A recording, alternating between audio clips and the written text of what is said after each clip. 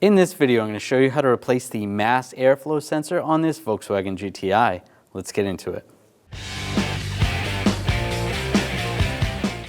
Disconnect the connector, just push down on the tab and slide the connector up. You're just pushing down there. Set that aside. Using a 7mm socket, I'm going to loosen up this worm clamp right here so that can slide. And then we have one right here. Your vehicle may be different. There may be a couple bolts that go in where this flange is, but we're going to use the same 7mm socket. Loosen that one up. Slide these pipes apart.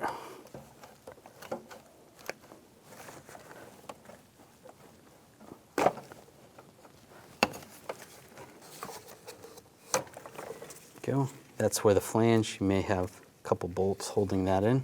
That would just slide out. Now slide this in place.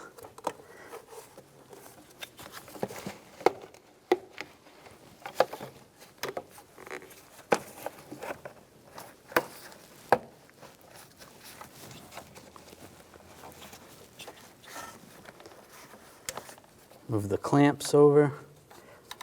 Get those lined up. And we'll tighten those down. Just snug those down.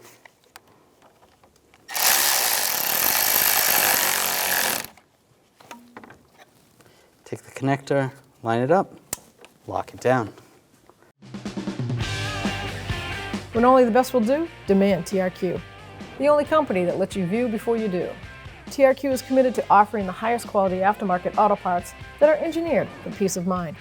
Thanks for using and viewing with TRQ.